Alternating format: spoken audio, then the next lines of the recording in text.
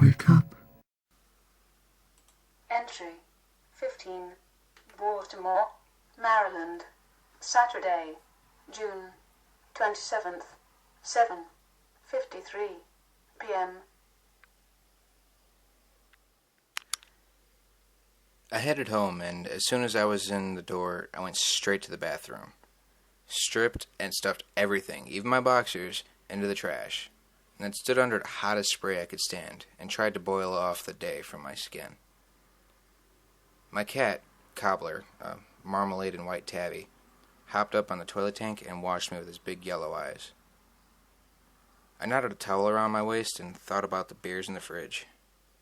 But even though the adrenaline was out of my bloodstream, the shakes were still right there beneath the surface. I passed on the beer and put a frozen pizza in the oven, and turned on the TV. Normally I'd surf over to one of the horror or sci-fi channels and see who was eating whom, but right now I wanted no part of that. All I needed now was to stumble on a return of Dawn of the Dead or something like that, and I'd probably lose it. So I put on the news. The top story was a follow-up on the fire at St. Michael's Hospital that had occurred the same night as the warehouse raid. Over 200 dead and half the hospital burned to the ground. They were calling it the worst hospital fire in modern U.S. history. More depression I didn't need, so I surfed over to a different news channel and watched a few minutes of the pre-event press hype over the big 4th of July event in Philly. They were rededicating the Liberty Bell and also installing a brand new one, the Freedom Bell, that had been built according to the specs of the original. Something the First Lady and the wife of the Vice President had cooked up as part of their patriotic American woman organization. Lots of rah-rah stuff to build morale for the troops in the field and raise domestic support for our overseas action. The whole event was going to center around the ringing of the Freedom Bell, which would be symbolic of American democracy and freedom ringing out around the world. Must have sounded good to some congressmen because they approved it and hired some woman to make the new bell. And she was supposed to be a descendant of the British metalsmith who cast the original Liberty Bell. My task force team was one of over a dozen similar groups that were supposed to be on site during the festivities, though overall security was naturally a Secret Service gig. We were basically thugs in suits for the day, just in case bin Laden showed up with 100 pounds of C4 strapped to his chest. Life in post 9/11 America. Happy holidays, bring the whole family. I switched off the set and closed my eyes. What was it Church had said? Mr. Ledger, we are very much in the business of stopping terror. There are threats against this country greater than anything that has so far made the papers. No kidding, I said aloud. So how did I work this?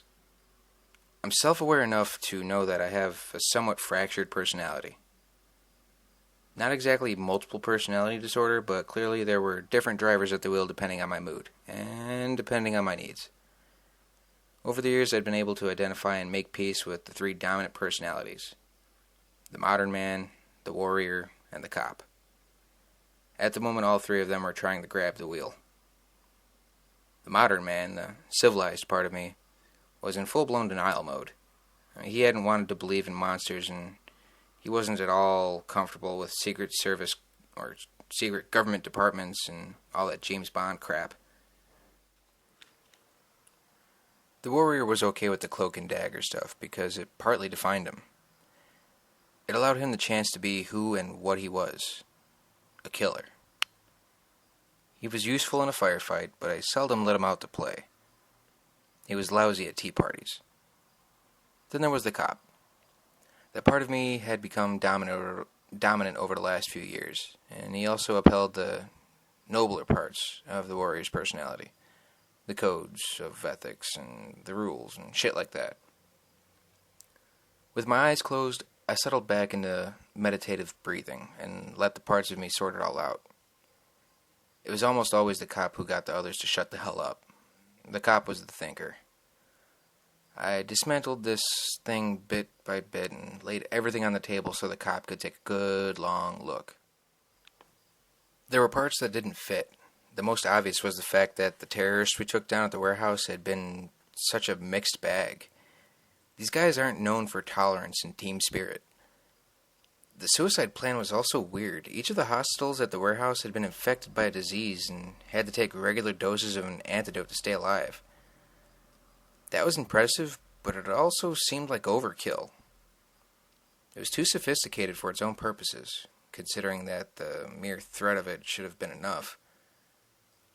It also spoke of a degree of technological sophistication that was, as far as I could judge, beyond the reach of your average extremist cell. If this was all real, and if it had turned out that the plague that created these walkers was developed by the same mind or minds that created the control disease, then the DMS might be facing an actual real-world mad scientist. In another mood, or perhaps on another day, that might actually be funny, but right now it scared the fuck out of me. And then there was Javad. Was he really dead and somehow reanimated? Was it impossible? Yeah, you bet, and yet I know what I saw. From now on, Church had said, we may have to consider dead a relative term. I found it hard to believe that Javad was the only infected person. There hadn't been a lab at the warehouse. Church had to know that, too. And I should have remarked on it. The oven timer dinged and I opened my eyes. I took the pizza with me into the little nook off the kitchen where I had my computer. I ate a slice while it loaded. Then I got to work. The cop in me was in gear now. Church had said that if I looked, I wouldn't find anything about him or the DMS. I wanted to put that to rest, so I stayed up all night searching the internet. I did a search on the warehouse Church had been using. Baylor Records Storage. To dig deep, I had to log on through the department's website, and there was a serious risk in that. Everything is logged, everything is tracked. Screw it, I said, and kept going. But Baylor Records turned out to be a dead end. The previous owner was dead, and there was no direct heirs, so the government had snapped it up for back taxes. Easy enough for someone like Church to commandeer. I searched all night to see if there was any connection between Baylor Records and the old container company warehouse where we'd taken down the terrorist cell. But if a connection existed, I couldn't find it. Early Sunday morning, Rudy called to say he'd spent all of last night and this morning researching prions. What happened to leave it alone, Joe? What can I tell you? He said tiredly. So we both need therapy. You find anything interesting? I said. Lots, but none of it germane to what you mean. The whole prion thing seems less and less likely, though. As dangerous as they are, the infection rate is extremely low. It can take months or years for it to manifest. I'll keep looking, though, and don't forget about our session on Tuesday. Yes, Mother. Don't start with me, cowboy, he warned, and hung up. The rest of Sunday went like that. I logged hour after hour on the net, and Rudy and I shared URLs via email and IM, but we didn't seem to be getting any closer to an explanation for what Javad was or how he came to be like that. Around midnight, I finally shut off the machine and took a shower and shambled off to bed. I was hitting brick walls everywhere I went, and I guess another person would have to be thrown in the towel, but that's not my sort of thing. I just need to rest and then attack this again with a fresher set of wits.